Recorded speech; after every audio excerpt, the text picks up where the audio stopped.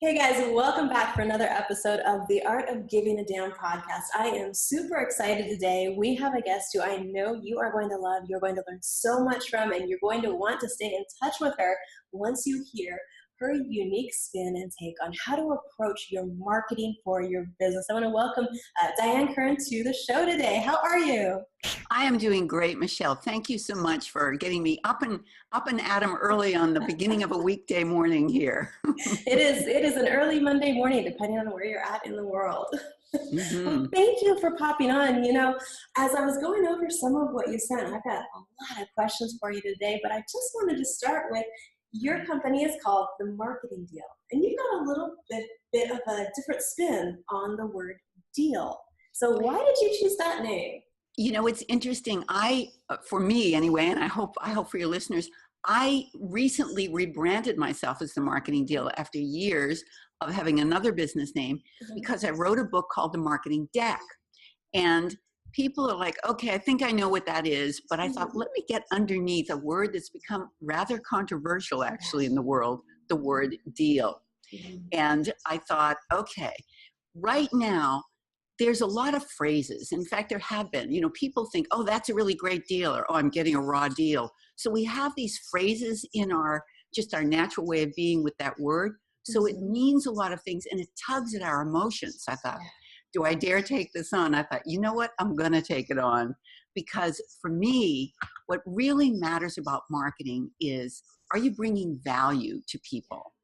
And without that, any deal you could hope to craft is going to fall apart.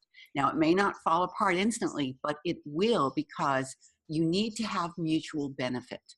So I kind of decided that the word deal is actually an acronym. So would you like to hear my little words that I've kind of put behind DEAL? Absolutely. Great. So the way I have it is deal. The word D is dedication develops. And then E is excellence elevates. A is awareness advances. And L is leadership launches.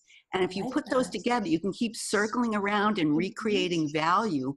It takes something of not only the provider, but truth be told, there's not simply one person in a deal or one party in a deal. There's the other side. So you want to look at, what does your audience expect? What are they willing to bring? And can the two of you create something together that actually sustains and, has development, elevates everyone's life, advances, and launches something that you want to keep moving forward? I love that. That's something that we talk about a lot on this show and on my blog, is that kind of triple bottom line of, is it good for you? Is it good for your clients? Is it good for the world? Because that's the type of deals we want to do in business, is those things that, like you said, are a win-win for everybody involved, because that's how you stay in business, is when you're long-term delivering that value. So the reason I wanted to start with that particular piece of things is it's a great intro to what Diane actually does, which people call her the Wow Whisperer. And one of the things in her bio that really caught my attention is, Diane, you've done over 4,200 public speaking presentations.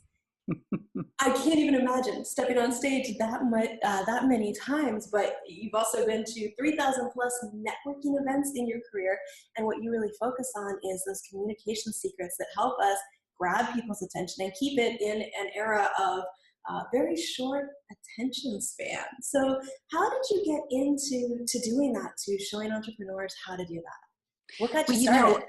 I really had it, Michelle, that everybody does this because it's natural to me. But I have to laugh because as a little kid, I was labeled shy. And so from the time I was a little kid, people thought, oh, she's a really shy, quiet person. Well, I was doing something that I think as little kids, a lot of us do. We're listening intently to, how does this world work anyway?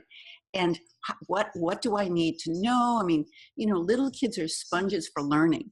So I was kind of in that side of the equation, because for me, when you're doing a presentation of any kind, and I've literally been an actor on stage inhabiting a character, a person, leading on the top of Machu Picchu, and, oh yes, boardrooms and conference rooms alike. But you know what? You've got to listen to your audience.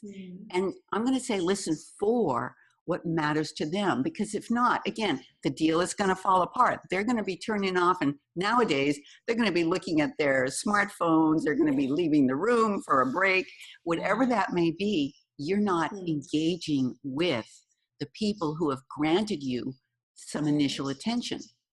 And I don't care whether it's for 30 seconds or 3 hours. And the longest I've ever taught in one go is 8 hours. So Wow.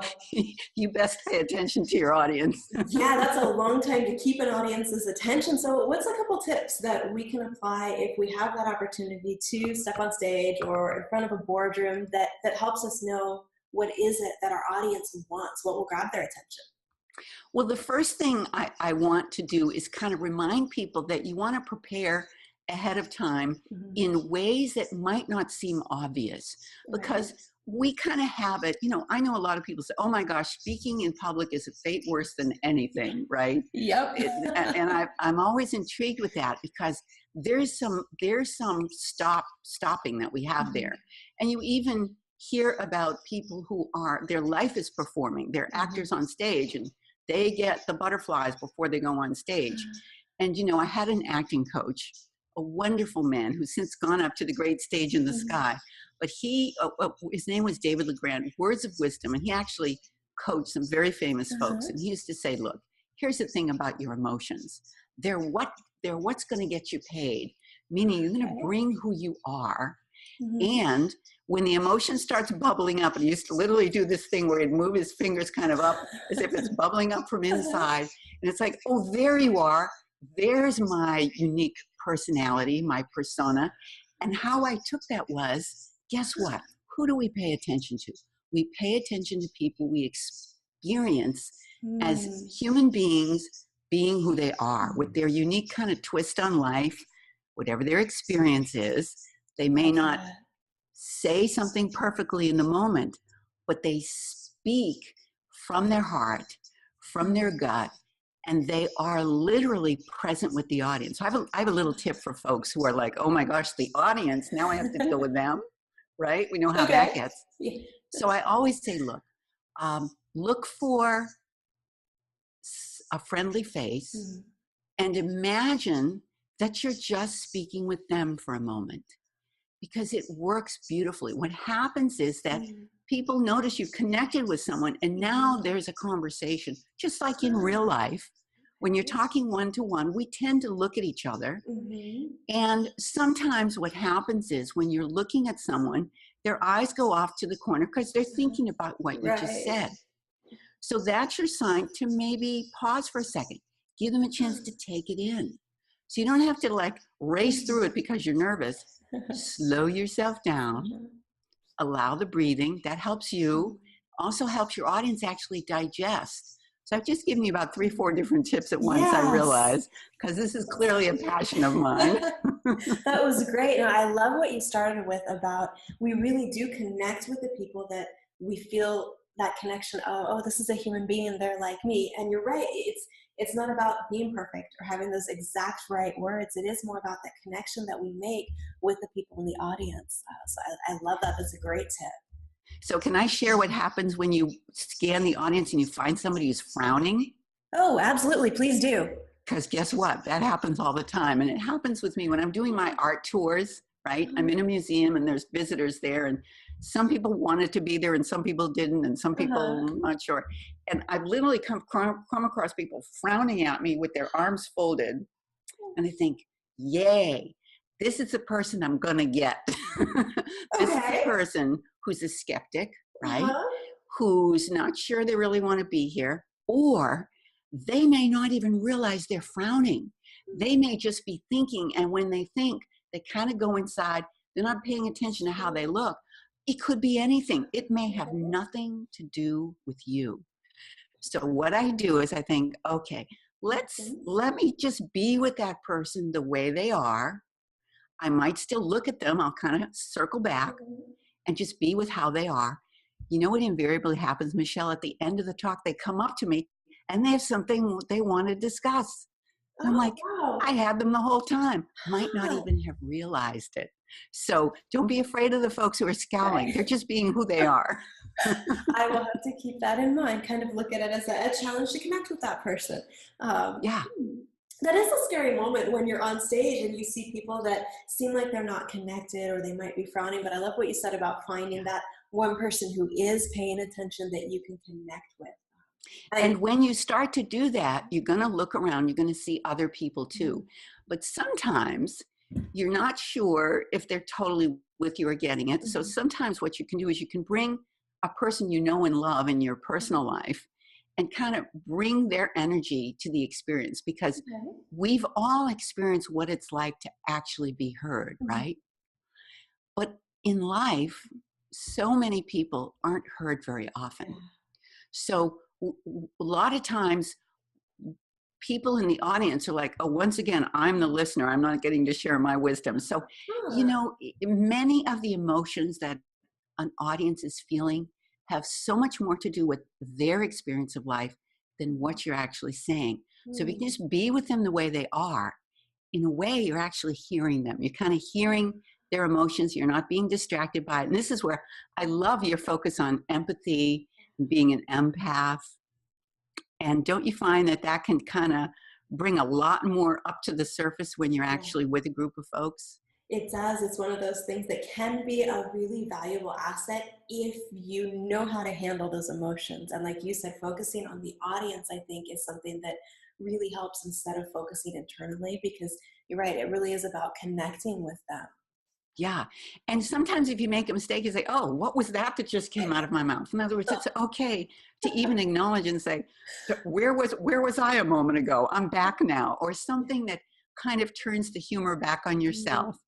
And oh my gosh, people are going to fall in love with you, don't you think? Yeah, that's a fantastic tip. It's funny because so often we think we've got to get up there and be the perfect person on stage and say all the right things and stand in the right place and make the right hand gestures and wow everybody. But the most memorable speakers, I know for me, are the ones that were human, that, weren't trying to be perfect as much as they were, just like you said, being themselves.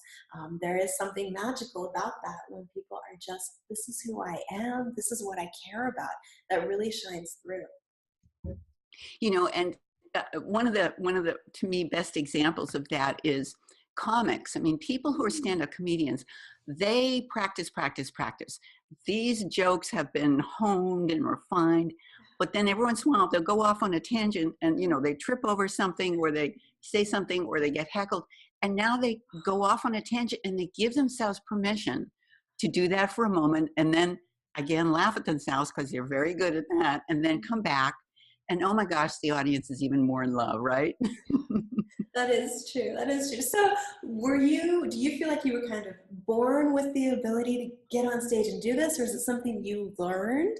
Um, what was that process like from when you were young? You said people thought you were shy, but you were really just listening and kind of learning how to communicate. Was it something that was natural for you to move into being on stage, or did you have those scary moments the rest of us have?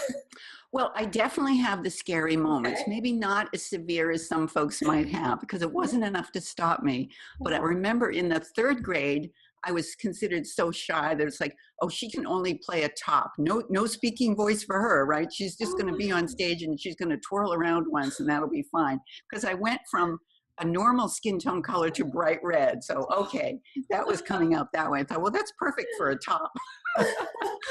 But then in the sixth grade, we had a girl who had come from Texas, and she was in our class, and she decided that the girls should put on a show for Mhm. the boys, and she was going to direct it.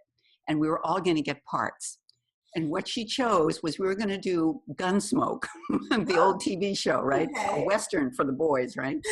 Well, everybody got to play parts. I mean, there were a lot of women in that show and so forth, but for some reason she decided I was going to play um, the guy who was the lead, whose name I can't even remember, the chief guy on Gunsmoke, the sheriff. And I thought, why do I have to play a boy? How am I going to do that? That's going to be weird.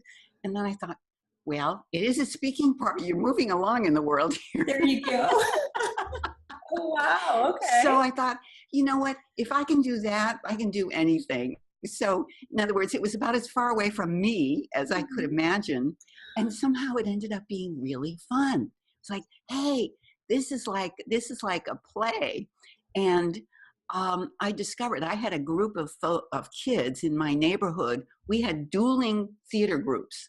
And so we would each put on plays and try to outdo the other and get the bigger audience. We enlisted our mothers to have like baked brownies and cookies. We were wow. not above bribery, right, to get an audience. I love it. You were creative. Yes. And one time I was cast in the lead in the play. It was, well, we had a very religious kid who was the director, right? And so he chose a religious play, and I was supposed to play Saint Bernadette, and his brother was playing the priest, right? But we had an intermission. And in the intermission, he and I had to change costumes really quickly and come out with suitcases and sing California, Here I Come in the middle of this religious play. So, you know, my early experiences taught me that as crazy as theater could be, it could be fun. So this idea of kind of doing something silly and getting a laugh or getting a whatever was just part of life. So I discovered that it's fun to talk to people in groups. You never know what's going to happen. I love that. And it is clear from even just this short conversation. I know when people go to your website and check out what you've got there, it comes through so well how much fun you do have in your business and how much you love what you do. So what's your favorite part of working with clients and teaching them, you know, how to stand out, how to connect with their audiences? What do you like most about it? So I would sort of summarize it in this little short phrase. I love helping them wake up their wow. Everybody's got one. Everybody's got possibly even more than one, but for sure, you know, I love working with entrepreneurs and solopreneurs and people who have some passion that they say, hey, you know what? I want to bring this into a business and I want to make a difference for folks. Oh my gosh, that is the best. That's like a treat to me. So what I do is I work with them to wake up their wow, first of all, by acknowledging it and getting them comfy with presenting it and finding ways where it can really land more fully with the people they intend to reach. Because sometimes we don't have quite the right words, right? We're a little bit nervous about, oh my gosh, am I serious enough? Am I experienced enough? Whatever it might be. Or we might not have an image that matches up with our energy. So it might be a playful image, but you're sort of a little bit more of an impactful, serious person, or vice versa. So we want to get your visual message and your audio message and your personal message in sync with each other. And then your wow has a place to live naturally. So I love doing that. That's probably my favorite part of all, is then people go out into the world and people start getting them. How exciting is that? That is awesome. And that really is important to have all of those pieces fit together well. That's something that can be a struggle, but when you're passionate about what you do and when you're excited about that, I find that really does push you through those moments where, you know, something is tough or it's scary to step on stage. So I can see why that's what you focus in on as who you love to work with, is those people who are passionate about what they do. So I know you've got a gift for everybody listening today. Where do they go to find that? Well, I do, and it's kind of something that came out of my recognition that we're all have shrinking attention spans because we live in that 21st century where it's like, oh my gosh, too much information, not enough time. What do I do? So I said, okay. So I've noticed we pretty much still have 24 hours apiece every day. But we don't have any more than that, right? So what I've done is I've created a series of 3 quick start guides for time mastery, specifically for business owners who are pretty much doing it all themselves. And the 3 time mastery quick start guides, one is literally how do you divvy up your 24 hours so that you're having a life as well as a business. That is important. Oh my gosh, it's the best. And I've fallen down that rabbit hole so many times that I had to take myself in hand. I actually spent 2 years once documenting and logging everything I was doing so I could get a feel for like, how is it actually going? And so learned a lot about that and kind of have some recommendations for people, even at different ages and stages. The second piece is how many hats most business owners wear. And I figured out we're wearing at least 10 hats all the time, but some of them are sitting on the back shelf neglected. Oops, that's a little bit of a red flag you got to address. So I identify those. Okay. And then the third piece for people who are pretty much their own business, they turn around and look around and say, oh, I actually have to sell stuff here and actually make this business work financially. So I have a way to manage your sales and marketing development process that is pretty much a starting point to say, look, here are some benchmarks to go for. And then you tweak them, whether you're selling a product or a service, and then start to tweak them and attach them to a money equation. And it'll give you a place to start to track how you're doing, so you know what you need to tweak and change to maybe be more effective in your percentage close, in your profit, in your pricing. That's so important. And it's one of those things, like you said, we're wearing so many different hats. And for most of us, we didn't start our business to become master salespeople or marketers. That's just one of those things we realized, oh, if I want to do what I'm passionate about, I got to learn to sell. I got to learn to manage my time. So those are pieces that it's helpful to have somebody else give us those guideposts of here's what to watch for, here's the numbers to track. I know I get that question a lot about different pieces of business. Which numbers do I even track? So that's fantastic to have a guide for that. So where do people go to find that? So literally right on my homepage, my site is called themarketingdeal, DEAL.com. And if you go to my homepage and you start scrolling, this little thing will pop up, and it's 3 free quick start guides. And guess what? They really are quick. They're only a page a piece because short attention span, right? And just opt in, and you'll get that really fast. Awesome. Okay. You can play with it. It's the starting point. Let's see. So everybody needs to go to themarketingdeal.com. Scroll down a little bit. You'll see a pop-up come up. Make sure you grab those, whether you're looking for time management help or help with all of the hats that you're wearing and maybe a few you're avoiding, and help with what to track in your marketing, how to improve there. Diane, thank you so much for coming on the show today. This has been a great conversation. I know it'll be helpful to people who are trying to figure out some of those pieces in their business. I know they're going to want to stay connected with you and learn more from you about how to find that wow, how to put those pieces together. And thank you so much for the gift of the Quick Start Guides. Again, everybody, make sure you go to themarketingdeal.com. You can grab those Quick Start Guides and find out more about Diane and what she does for businesses. So thank you again for joining us. Thank you, Michelle. It is an honor to be with you, and I love the work that you're doing. So let's create a fabulous world, shall we? Love that. All right, we go and do just that. You guys, make sure you come back, tune in for the next episode, and thank you for listening today.